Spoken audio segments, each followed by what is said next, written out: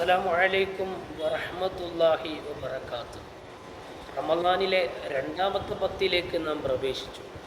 രണ്ടാമത്തെ പത്ത് മഗ്ഫിറത്തിനെ കൂടുതൽ തേടാനുള്ള പത്താണ്. ഗതകാലങ്ങളിൽ സംഭവിച്ചു പോയ സർവ്വ തെറ്റുകളും അള്ളാഹുവിനോട് പറഞ്ഞുകൊണ്ട് തൗബ ചെയ്ത് രക്ഷപ്പെടാനുള്ളൊരു പത്താണ് രണ്ടാമത്തെ പത്ത്. അള്ളാഹു മാപ്പ് തന്നെങ്കിലേ നമുക്ക് രക്ഷപ്പെടാൻ കഴിയുകയുള്ളൂ.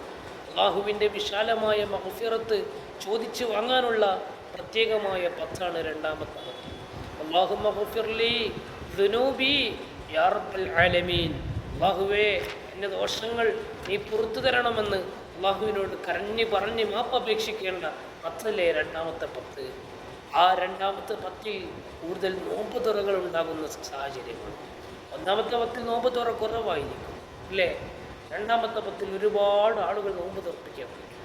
മൂന്നാമത്തെ പത്തിൽ തിരക്കാണ്, അതുകൊണ്ട് പിന്നെ രണ്ടാമത്തെ പത്തിൽ നിന്ന് എല്ലാവരും വിളിക്കല്. രണ്ടാമത്തെ പത്തിൽ നോമ്പ് തുറപ്പിക്കാൻ വേണ്ടി നമ്മൾ വിളിച്ചാൽ രണ്ടാമത്തെ പത്ത് എന്നല്ല, എപ്പം ഒരാൾ നോമ്പ് തുറക്കാൻ നമ്മൾ വിളിച്ചാലും ഓർക്ക് വേണ്ടി ഒരു പ്രാർത്ഥിച്ചു കൊടുക്കണ്ടേ? എന്താണ് പ്രാർത്ഥന എന്നറിയോ? ഒരു ചെറിയൊരു പ്രാർത്ഥനയുടെ ഭാഗം ഞാൻ നിങ്ങൾക്ക് പറഞ്ഞു തരാം. അഫ്തറ ഇൻദകും സ്വാഇമൂന വഅകല തുആമകുൽ അബ്റാർ വസല്ലത്ത് അലൈക്കുമുൽ മലായിക.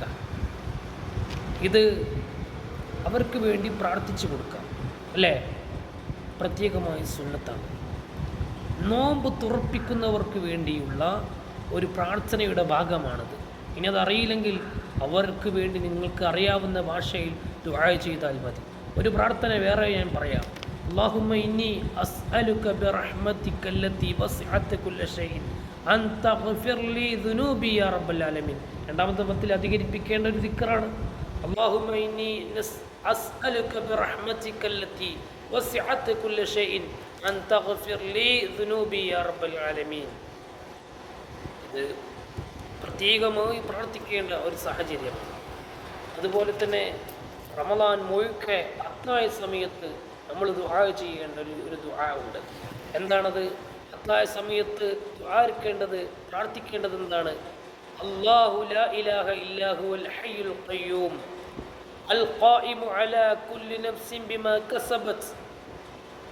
അത്തായത്തിന് ശേഷവും ദ്വാരക്കാം, അത്തായത്തിന് മുമ്പും ദ്വാരക്കാം. അത്തായ സമയത്ത് ദുആ ചെയ്യണമെന്നാണ് പണ്ഡിതന്മാർ രേഖപ്പെടുത്തിയത്. അത്തായന് ശേഷം പ്രത്യേക മറ്റൊരു പ്രാർത്ഥനയുണ്ട്.